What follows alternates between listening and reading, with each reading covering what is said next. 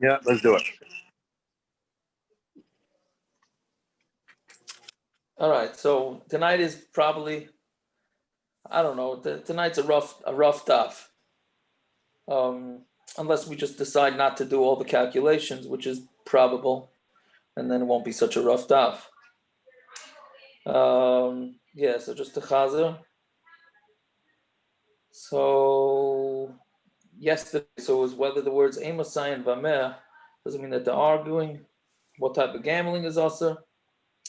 How you make an eruv tchum for others? An eruv tchum can be only made for a mitzvah, and the eruv has to be made before Shabbos. We said that doesn't mean that we don't say bereira. And we said up to an age of 6, a child up to age of 6 is included automatically in his mother's eruv. But that's only if the mother's not around, and then a whole list of people that you can make the eruv that they're automatically relying on you. And then we had a Mishna with the measurements for an eruv tchum.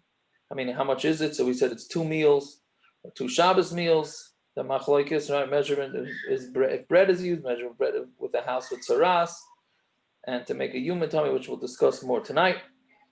And the descriptions of the type of breads, we said barley bread, and then we said there's always room for dessert, and then that's basically what we're up to.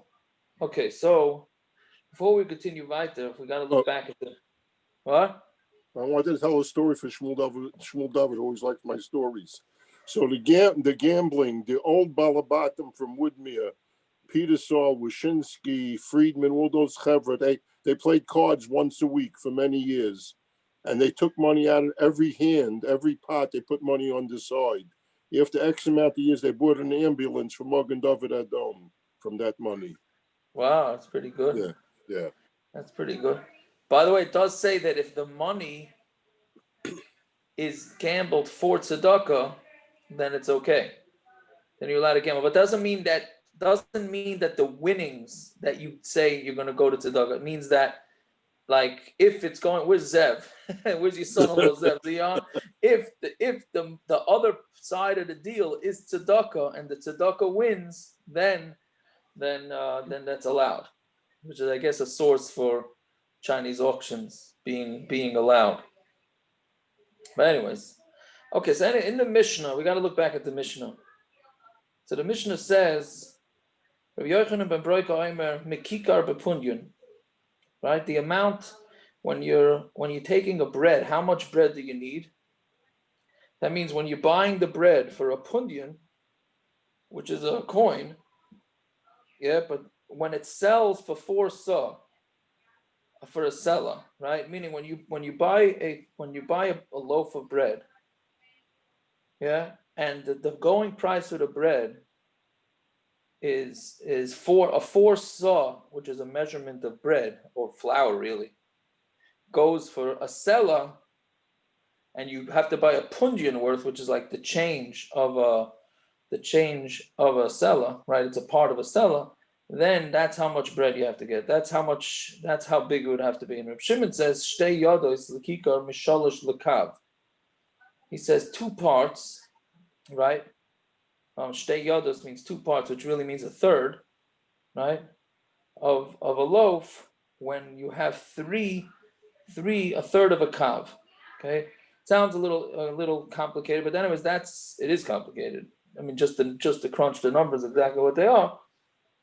But anyways, that's the Machlokes in the Mishna. So now the Gemara is going to discuss. I'm sorry, I said it was 4 lines up from the bottom. We were 6 lines up from the bottom. Yeah, so Rabbi Yochanan ben Broika Omer, right? 4 lines up from the bottom, 3 lines down from the wide lines. So Rabbi Yochanan ben Broika Omer Satana ukroivim divrayim liyas shavim, that their din is very close to each other. Excuse me. Right, meaning the Machlokes, Rabbi Yochanan ben Broika and Reb Shimon is very, very minute. It's a very minute amount of bread. The size of the bread that they're arguing about is very, very slim. So is it similar? Then the Gemara asks, is it similar? Right? The Rabbi Yochanan, Arba Sudas Lakava, to him it's 4 Sudas to a Kav. The Reb Shimon Tesha Sudas the Kava. What it comes out according to Reb Shimon is 9 Sudas. That's a big discrepancy, right? 4 Sudas to 9 Sudas is a difference of 5 Sudas. That's not called a small disagreement. So Rav Chisda tamei and shlish l'chenveni, no, because you have to pay a third to the chenveni, to the store owner, right? So since that's a third, so now that gets you up to it adds on another 3. So the Gemara says vakati lemar tisha ulemar shis. According now, if that's the case, it doesn't get you up to 9, right? Because the other one man, Reb Yochanan, Reb Shimon says it's 9 meals, and Reb Yochanan is going to have 6 meals, right? So Eloki idoch to Reb Chisda. No, it's talking about a different Reb Chisda. The Amar tamei hen mechzel lechenveni. You got to give half to the chenveni. So now when you do half a pudyon, you add half a pudyon. So then that brings it up a lot. So then vakati lemar tisha teisho lemar timni. According to one, it's 9. According to the other one, it's 8. Yeah. So hainu dekamaru kroivim devreim liyashavim. That's exactly what it means. That it's close to being equal. If one is 8 meals, one is 9 meals, that's pretty close in their measurements for how much bread you have to use for the eruv. But then the Gemara says, kasha de Rav Chisda lemaisa, it's a stira for Rav Chisda, right? Because once Rav Chisda says that it's a third, and then the other one says it's a half. So which one is it? Like kasha hada koyav balabayas tzivi, hada loy koyav balabayas tzivi. When the balabayas gives the wood to pay for the challah, so then it's only going to be a third because he's already giving the wood. But when he doesn't give the wood, then he has to pay half because he has to help pay for the wood. That's the difference in the Rav Chisdas. Okay. So then the Gemara says chetzi lebeisa manuga, v'chatzi lifsolas hagvia.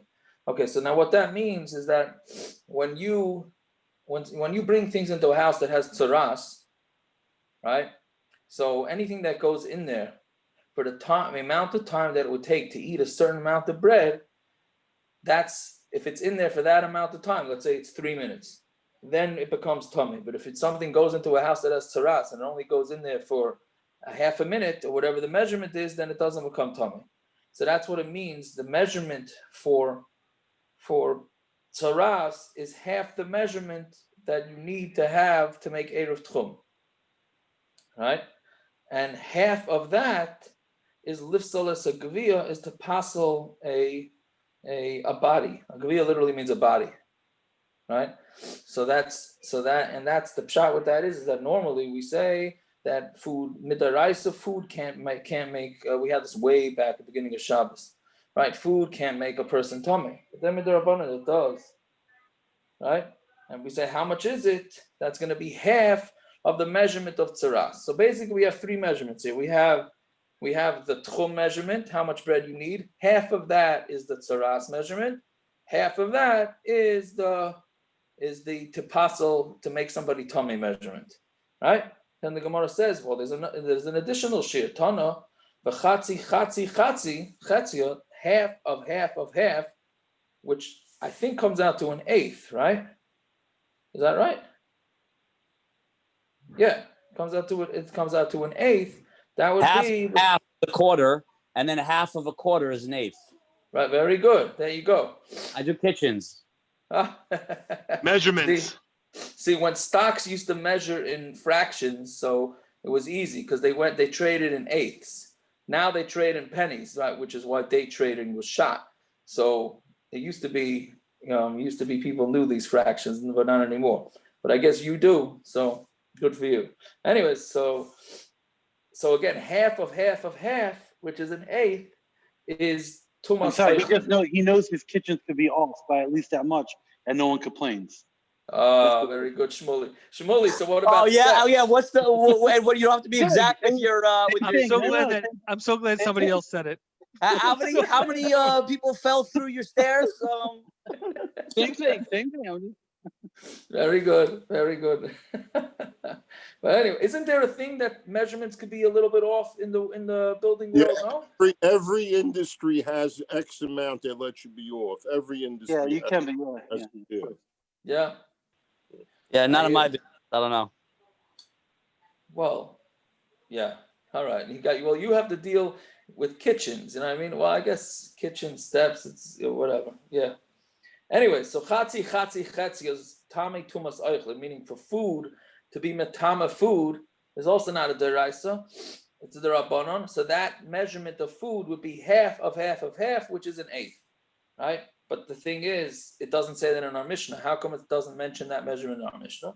The Tana didan matame le'tani tumas oichlin. Why didn't it mention that? Right?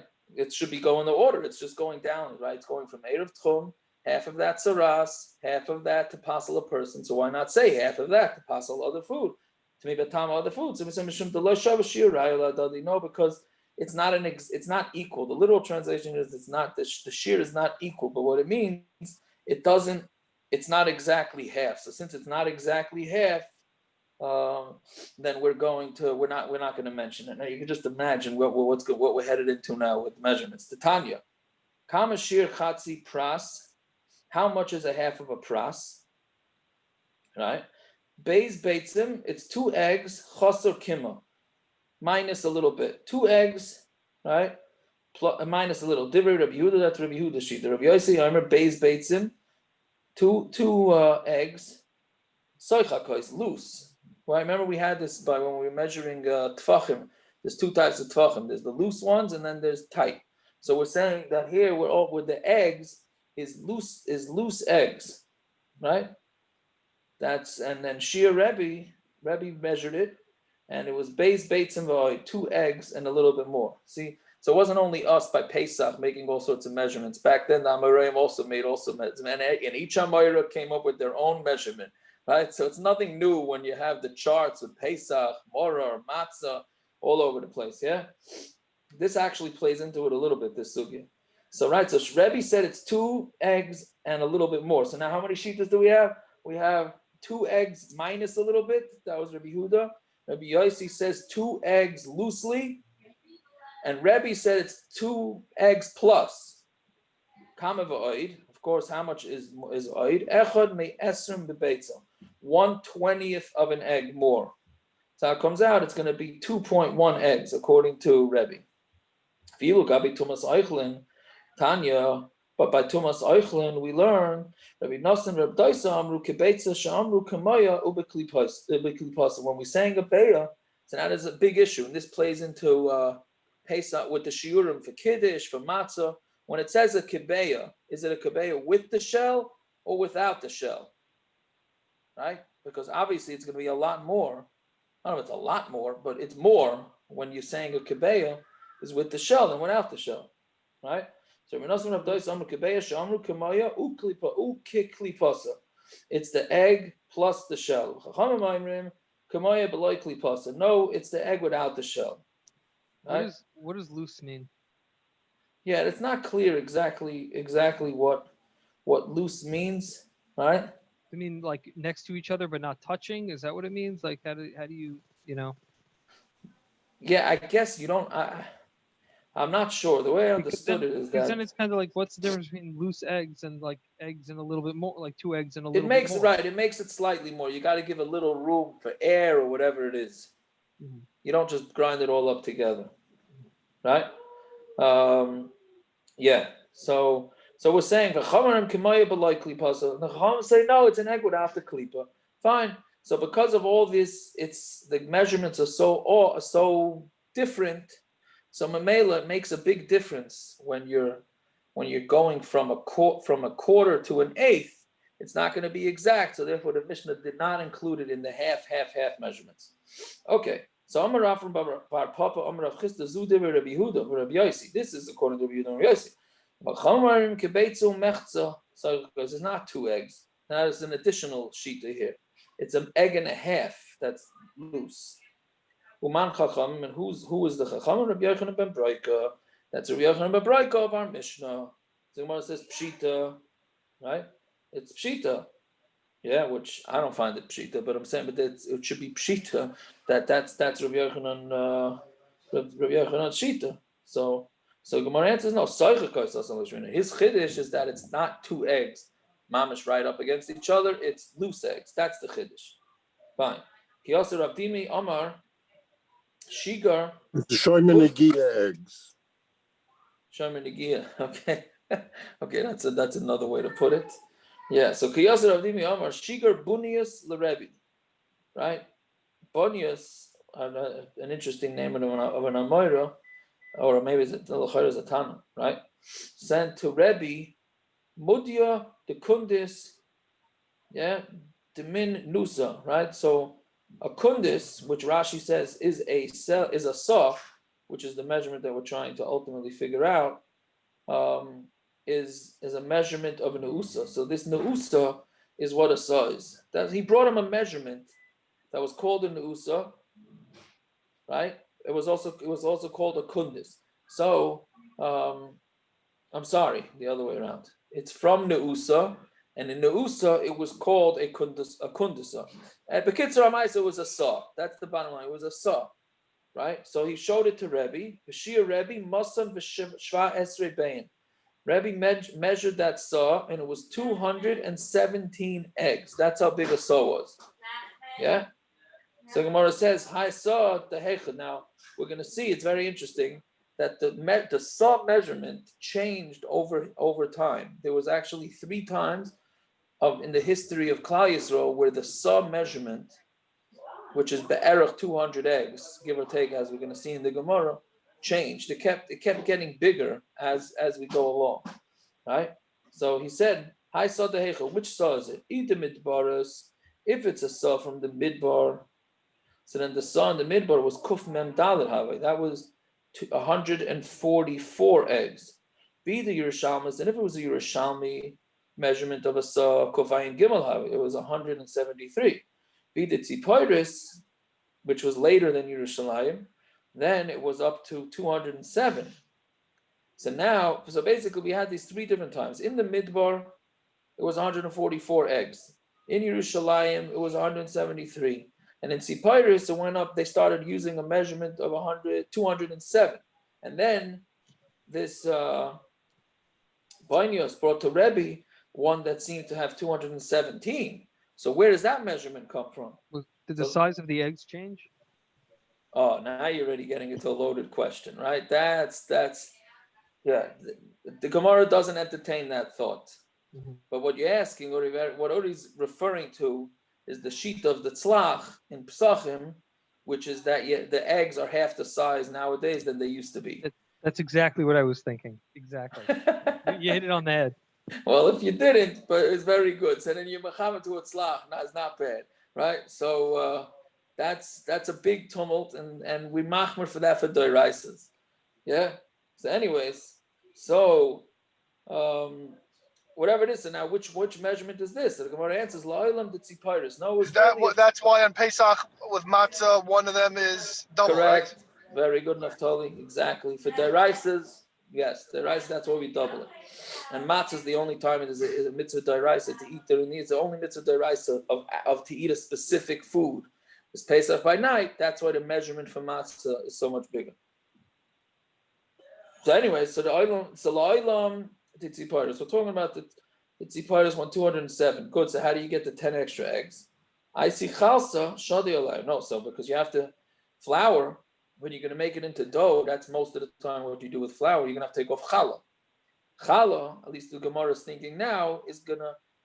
He added the measurement of challah to the 207, and that got him 10 more eggs to 217. Then the Gemara asks, "And chalsa kamahavi, how much is challah?" Timni, so that's 8, right? So it should be, so then akati botala, you're still missing, right? You're still down by 2.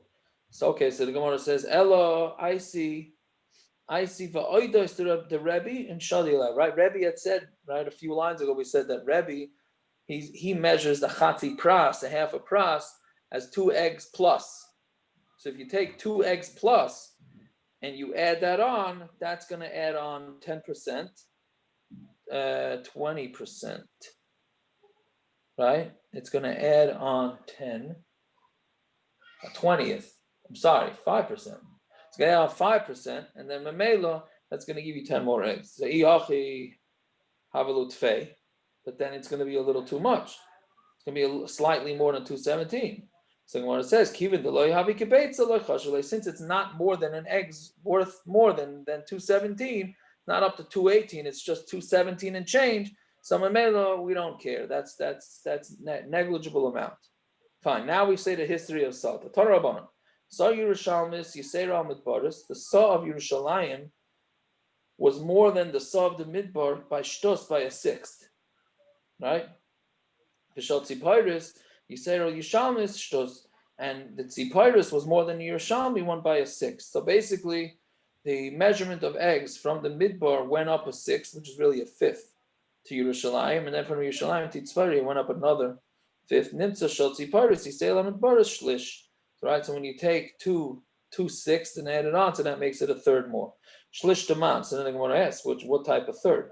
If it's the third coming from the midbar, michti shlish the midbar is kamahavi.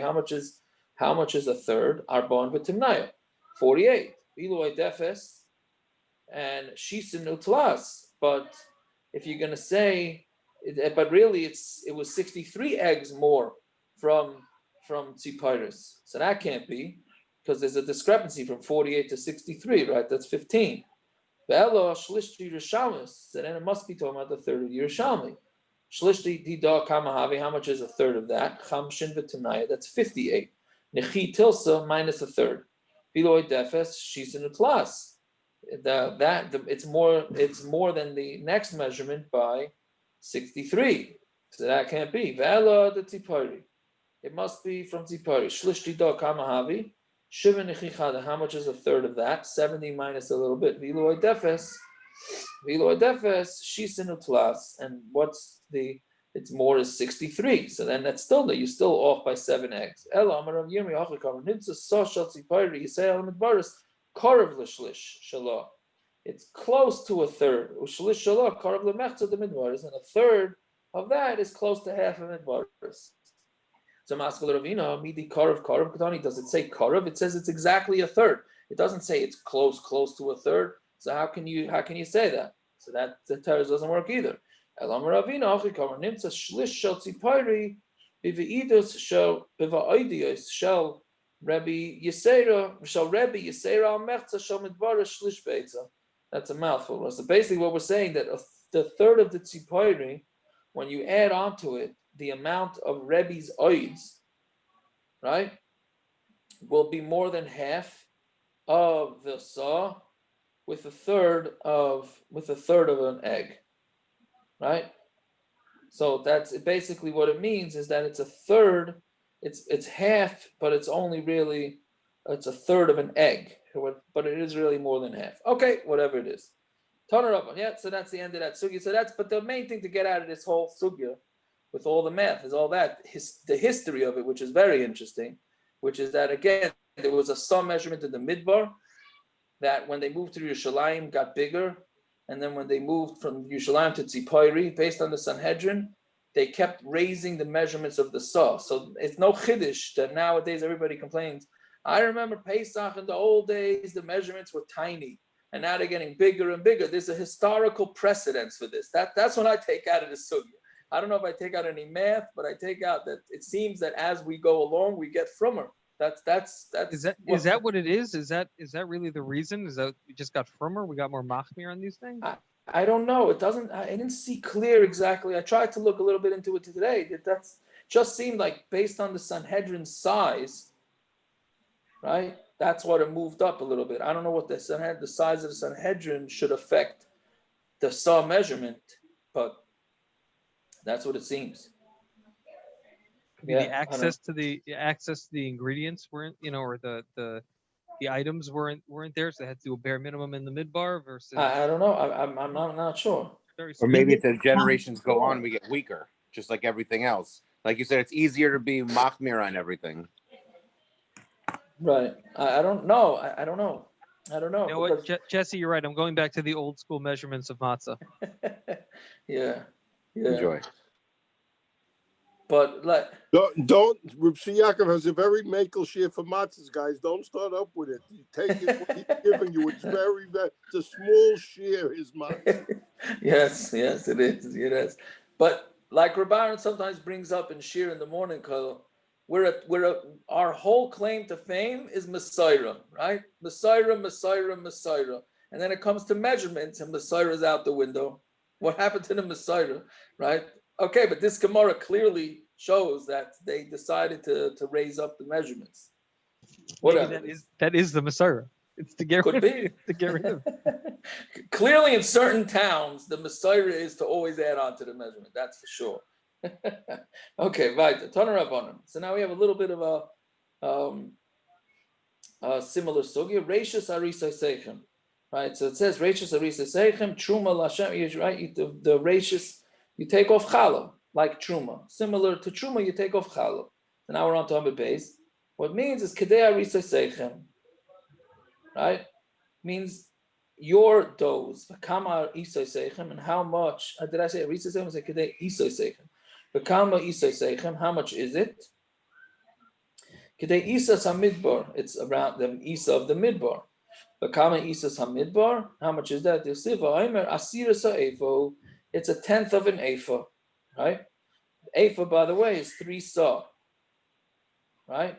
So basically, it's around a third, a little less than a third of a sa. Mikan amru zayin reviyim kemach v'oid chayev l'challah. What we come out to is that you have 7 quarters of, and a little bit. Zayin reviyim kemach v'oid. That's how much you chayev in challah. Yeah, shehein vav shel Yerushalmis, which ends up being that's 6 quarters Yerushalmi measurement. Shein hey shel tzipori, which is 5 of tzipori, right? Because again, the saw sizes went up. So from the midbar it was 7 quarters and change. For Yerushalayim, because the saw is much bigger, it's 6, and then from tzipori it's 5. It's 5 quarters. Yeah. Mikan amru. If you eat this amount, when you eat a measurement, when you eat a meal, you eat that amount, that's healthy and you should be benched. Right? Yes, or alkain, Rivson. If you eat more than that, you're considered a hungry man. If you eat less than that, that's going to mess up your system. Right? It's going to mess up your mayo, how do you call it? Your digestive tract is going to get messed up. So you see, don't eat too little. That's the bottom line, right? Now, what's the shir challah lemaisa? That you have a big machlokes between the Chazon Ish and the grachna, right? The basic measurements in our pounds. According to Reb Chaim, it's around a little more than 2.5 pounds requires challah, and the Chazon Ish is slightly less than 5 pounds. For some reason, the velt for this seems to be machmer, that you don't make a bracha on challah, afrashos challah, till you get the Chazon Ish shir. Meaning, if you have 2.5 pounds, you take off challah, but you don't make a bracha, right? But you want to be choshev the Chazon Ish shir. You don't want to make a suffix brachas unless you're doing close to 5 pounds. I don't understand it, because according to the Chazon Ish, every time you take a drink, in order to make bar nefashos, you have to have 5.1 ounces or whatever it is, right? I never heard of anybody being machmer the Chazon Ish shir to make bar nefashos. Right? But for some reason, by challah, the velt is machmer, like the Chazon Ish. When you do the Chazon Ish, you don't take off challah with a bracha until you do the Chazon Ish. I don't know. Ich weiß nicht. Whatever it is. Okay. Now back to Eruvin. Yeah, Zok the Mishna. Anshe chotzer. Yeah, so now, the art scroll has a good chart. Well, the art scroll has a good chart on not a chart. What do you call it? Picture of this. I don't know if anybody posted any pictures, but it will be helpful. So basically, what you do, we had the similar situation where you had two floors. You had a downstairs chutzner and you had an upstairs chutzner. Right? Each one made their own eruv. Let's say you had 5 apartments in the upstairs, 5 apartments in the downstairs. Each one made an eruv with each other, but for themselves, but they did not make an eruv to each other. But there's a ladder, obviously, or steps or a ladder, to get from downstairs to the upstairs. So now, but they didn't make an eruv together. So now, what's the story there? So obviously, they're not allowed to carry from one yard to the other. But what about if you have like a hill that's higher than 10 tefachim? Which one does that belong to? Does it belong to the chutzner? Does it belong to the merpeses, to the porch? Yes, so Anshe Chotzer V'Arjim Merpeses Sheshakhu V'Loi Irvu, they forgot and they didn't make an eruv together. So Kol Shegavoy Yud Tefachim L'Merpeses, anything which is higher than 10 tefachim goes to the Merpeses, and they're allowed to carry to that. Let's say it's a pillar or whatever it is. Pachas Mikan, if it's less than 10 tefachim, it goes to the Chotzer.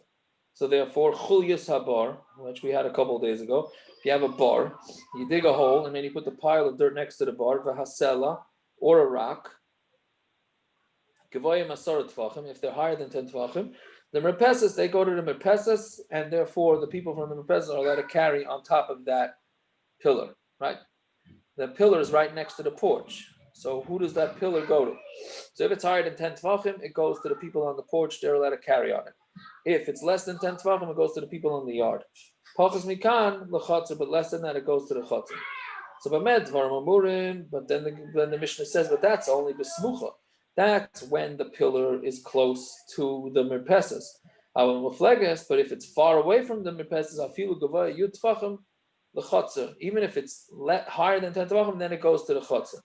Be'ezu smucha, what's considered close? Kol she'enu rechoika arba tefachim. If it's not further than 4 tefachim away, which is not much room, then it goes to the chotzer. So again, basically, you have a second floor that made an eruv with themselves, and then you have a bottom floor that made an eruv with themselves. Can you carry from one to the other? So obviously you can't. When you have a pillar that's next to that porch, if that pillar is within 4 tefachim of the porch and higher than 10 tefachim, it belongs to the people on the porch. They can carry on to that pillar. If it's less than 10 tefachim, or even if it's higher than 10 tefachim, but that whole pillar is more than 4 tefachim away from the porch, then it goes to the people of the chotzer, right? Okay, so then the Gemara, now this next Gemara is a chazara from a bunch of blot ago, which we had all these different scenarios, right? You have a fence in between 2 yards, and you have a window there, and they can they make one big eruv? Can they not make one big eruv? Or who gets the top of the fence, right? Who's able to carry on top of the fence? So he said, whoever has easier access is the one that gets the fence. So the Gemara is just going to repeat that, basing it on this Mishnah. Pshita lezeh Pesach. I'm sorry, lezeh bit Pesach, but lezeh bit Pesach. If this one, right? If they both have doors to the, I should have used the Lego for this, right? Should have my kids build it today. If you have this one a Pesach and this one a Pesach, meaning you have a third party area that has a doorway opening to one chotzer and a doorway opening to another chotzer. Right? So basically you have 2 chotzeres opening to a third chotzer. They both have the same access to it. Right? Who can carry into there? And then they didn't make an eruv to this third area. That's the case of the window that's between 2 chotzeres.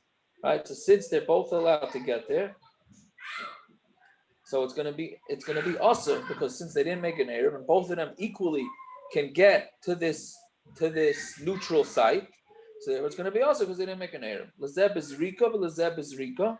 If each one of them can throw something into it, meaning there's a wall that's 10 tefachim high, the only way to get things on top of that wall, I guess if you're not using a ladder, this is obviously talking about without ladders, because ladders, we said, makes it more accessible. So hainu kaisel shebein beis chatzeres. That is the din of the wall between the 2 chatzeres, right? So that's also going to be also because they both have equal access. Lazeb b'shilshul, parrots. It's not the shilshul that you're thinking. All right, okay. So lazeb b'shilshul, one it means lowering, which comes from the same word, right? Lazeb b'shilshul. If it's a hole, basically it's the hole in the ground, right? Then that's hainu charitz shebein beis chatzeres. That's when you have a ditch in between the 2 chatzeres. So we said whichever one has easier access is going to be able to use that ditch. And then the 4th case, lezeb pesach v'lezeb zrika. One has an opening and one is only able to throw it. Hainu the Rabba bar Ravuna bar Rav Nachman. That's what Rabba bar Ravuna said in the name of Rav Nachman, which means that whichever one has easier access is the one that gets to carry there. 5th case, lezeb pesach v'lezeb shilshul. If one has a door and one can only lower it down, Meaning the yards are on different levels. Remember we had that? You have one chutzner that's like built into a hill, like Harnof. So for one, it's they could just walk straight out. The other one, it's they have to go down a ditch. So then whichever one has easier access, so Rav Shizbi, Hainu de Rav Shizbi, Amar Rav Nachman, that the one obviously that walks straight out has easier access to the yard. So the Zeb Zilshul Zeb Zrikamai, what does it mean? A case of no, so now the sixth case, the Gemara is not sure. One could lower it and one could throw it. Right? So meaning again, you have 2 yards. It's like Harnof. It's not much like Harnof, but this one is neither one is equal with it. The upper one has to, in order to access it, has to lower it. So you have to lower it down, and the lower one has to go up. So now those are both seemingly equally as hard. So the Gemara is asking which one is easier access that would allow to use it without the eruv. So Amarav Shnei and Asurim. Rav says they're both asur. Shmuel Amar Noisi Lezeh Shebeshilshel. No, you give it to the one that's lower, right? Because lower is easier than throwing up. Why? Yeah, fine. So Shelezeh Tashmisha Benachas Lezeh Tashmisha Bekasha. The reason is because one is easy and one is more difficult, right? So therefore, you go to the one with easy. Which if you have something that for this one it's easy and this one it's difficult, we give that fence or ditch or whatever it is, we give it to the one that's easier. Fine. So now he's going to explain this Mishna. So Tanan, from our Mishna, he's going to explain his Shita Shmuel. Yeah? Tanan, you have people on the porch and people on the downstairs that they forgot to make an eruv with each other. We said anything that's higher than 10 tefachim goes to the porch. Pachas mikan, less than that, goes to the chotzer.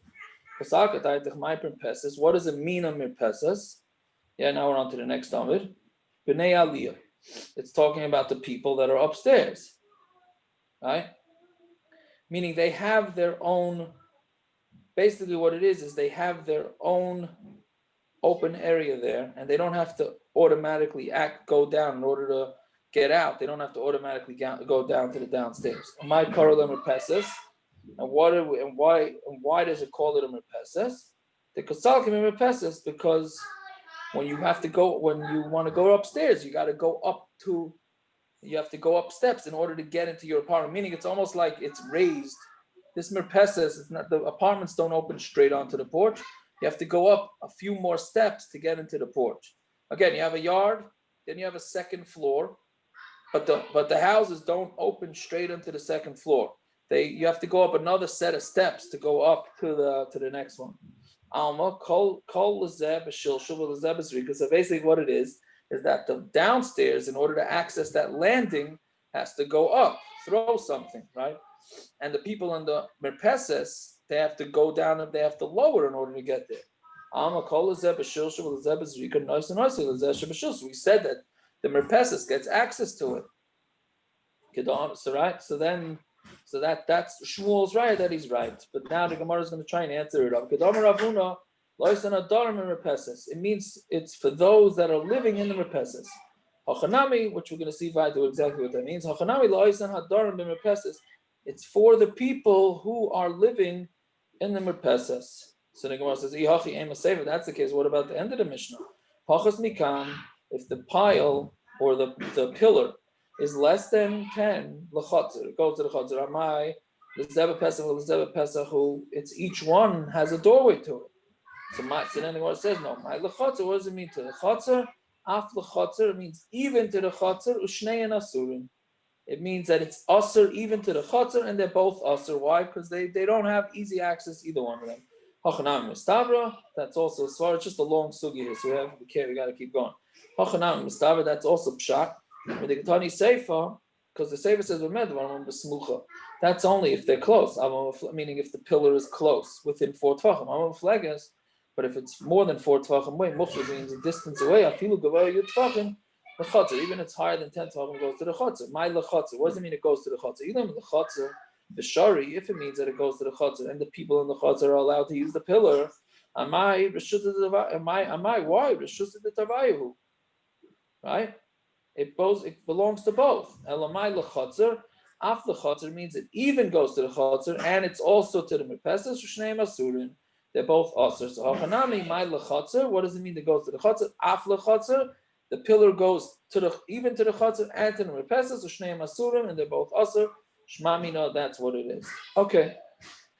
I'm sorry for the hard daf, but hopefully tomorrow will be a little easier. But we do continue with this, with it, not the math with the saw and all that, but that's that's the sugya.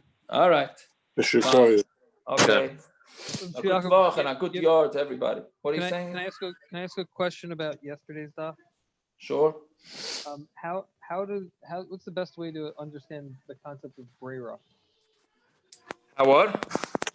The concept of brera. What does that mean? What is brera bichlal? Yeah, meaning I was just trying to understand what it means. Like, okay, I know it means you have a choice, but what does that mean? You have a choice. How does it? Meaning when you make an eruv tchum, right? So you got choices. I mean, let's say you have 4 choices. You can go north, south, east, and west. Obviously, you can go more than that, but let's assume that you have those 4 choices, right? So now somebody made an eruv tchum Friday, didn't tell you about it, right? Then he tells you about it Friday night. So brera, if you say brera, right, then the tchum, you should be able to join in the tchum because you say, oh, this, even though you're telling me about it now, but it should retroactively go back to Friday afternoon, whenever it is that you made it. And it's not like he's making the tchum right now, right? That's what brera would tell you. If there's an ain brera, so then that choice, you can't retroactively make that choice. And then what you're doing is you're making that choice on Shabbos, in which case it doesn't work. You know what I'm saying? Yeah. That's the Gemara's kasha. Got it. Then the Gemara says, no, we do hold the brera. And what the Mishna means is not that. The Mishna means that they made you aware of the eruv on Friday. So you're not really, then the choice, then it's as long as they made you aware of it on Friday, so then we do say brera and you can choose it. It's only if they didn't let you know about it on Friday, then there's no then you're just making an error from scratch. What's with the child and the woman that makes the eruv and the husband that makes the eruv, and the child has a choice which direction to go and which one to be a part of? There it's more that the child, who does the child go with? Meaning, does the child go with a mother or does the child go with a father? Right. So then it's about whose house he belongs to more, the mother or the father. So we're saying there that the shot is that it goes with the mother. The mother, because you prefer to be with the mother in general, but correct, at least up to the age of 6. Right. Okay. Yeah. All right. Guys, thank you. All right. Fine. Not too easy daf over here. Whatever. Happens. That's what they say, Eruvin, but we're almost there. Almost there. Almost at Pesachim. That's right. And until Shkolim, and then Yeah. All right. All righty. Fine. Naftali, how's it going over there? Baruch Hashem, I just got here. I'm going to find out after we finish. Okay. Fine. I'll call you soon. Okay. All right. Good luck, everybody. Good luck. Good luck, Shikaya. Good luck.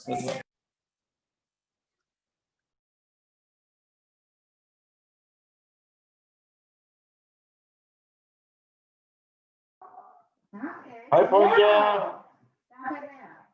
Hi.